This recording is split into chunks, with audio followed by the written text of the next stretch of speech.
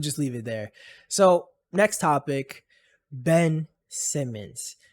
We've talked about Ben Simmons so much in this podcast, and like it's similar to the Kyrie situation. I don't want to keep harping on this, but so much is continuing to develop that we have to talk about it. And recently, this week, Ben Simmons, after holding out this whole time, not going to training camp, uh, not allowing the Sixers players to see him in California, and not picking up phone calls and everything, saying stay away. Ben Simmons arrives in Philadelphia. He gets his COVID test. He's ready to join the team back. But at the same time, the Sixers organization had no idea that this was happening. What do you guys think about this whole Ben All right. Simmons situation? I I wanna say that I guarantee you that there are probably at least half the team does not mess with Ben Simmons anymore. Like they probably do not want him there. And by him just doing this, I just don't get it. I thought it was pretty clear. You wanted out. The team pretty much wants you out. Just wait. But now you're there. You're gonna play. Your best player and teammate basically said he doesn't want you there. You're good to go. I don't know. I don't like the Sixers, but I feel like they might just have to blow it up again. Like not the process because Embiid is the star there, but I just don't see Ben Simmons being that side piece to like help him. Yes, what I would add to this is one thing you could add now to the thought of this Ben Simmons situation is he's not vaccinated either.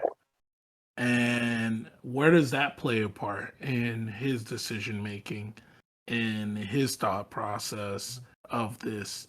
He mentioned he wanted to be out west. If he was on the Lakers or if he was on the Clippers, would not be the situation he would want to have had. But granted, he would still be able to play under that new rule that I just mentioned. But if let's say he was on the Warriors, he would not be able to play. And that's something that, much like you just mentioned, they have to keep in mind now as a team when you're deciding to move a piece. Is this guy vaccinated? Is he not? If he isn't vaccinated, how does that infringe us from doing what we want to do on our team? So that's one of the aspects I'm thinking.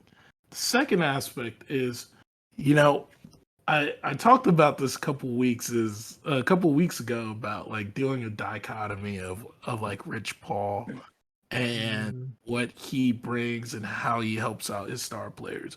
But it's it's time to bring up as well that yes, Rich Paul does have a great company in Clutch Sports, but who is giving Ben Simmons this advice to sit out at this point in his career where he has no leverage? He had no leverage in that situation. He has about, I believe, 3 more years on his contract. What were you going to do that is truly going to make that team decide, you know what, we're going to honor what you want. As much as the Harden situation was one of drama last year, I believe that that Harden and the Rockets were always on the same page, but they needed to put some smoke and mirrors out for the media just to make it as interesting of a trade package time. See what they could get. They expect what they expect, and then Harden expects what he expects to where he wants to go. You know, so with that in mind, Ben Simmons had neither of those. He's not a guy that could command that respect. First, second, I mentioned it before too. The fans are not invested in Ben Simmons to the way they're invested in Embiid. Joel Embiid.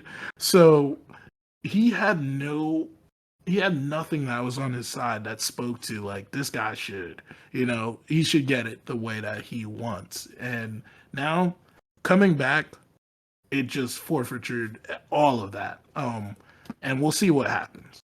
Yeah, I think you mentioned about Rich Paul, and I think he's just getting some bad advice here on how to handle the situation. At first, it seemed like it was good advice. I think we talked about like, oh, he's not talking out and all this. He's just keeping it, just saying, I don't want to be here. Please trade me. But like you mentioned, nothing is happening. This man actually has no leverage. And at this point, what probably happened is something similar to Rich Paul going to Ben Simmons and telling him, like, I don't think this trade's going to happen anytime soon. Doesn't look like it's going to happen anytime soon. And you're going to be losing X amount of millions of dollars if you don't report to this team. And I believe the whole reason why he's reporting to the team now is just so he can collect his paycheck. Because if he doesn't report to his team, he's losing all this money. And all he has to do is show up, and now he can collect again. And although, yeah, Eric mentioned I don't think any of these players actually like him and this and that. As we saw, Joel Embiid actually came out against him and started talking trash, saying, oh, we were building around Ben Simmons instead of me, blah, blah, blah, all this stuff. It is a mess. It seems like if Ben Simmons shows up, which he did, it's going to be a similar situation to what Harden happened. And the locker room is going to be against Ben Simmons. It's going to bring the morale down. And it's just going to turn into the situation where you have to trade him now. You can't have him on your team. You can't have him on your bench. You can't have him reporting to practices. And it's going to be crazy. I don't know if we touched on it last week. Jordan Schultz. I don't know. I couldn't pronounce that. He also reported last week that the 76ers are interested in potentially trading Ben Simmons to Indiana. And the package will look something like Brogdon and Karis LeVert for Ben Simmons. What do you guys think about that? I believe there was a few picks with that as well when I saw that too. Yeah, I'd but imagine so, yeah. hey, I think in the face of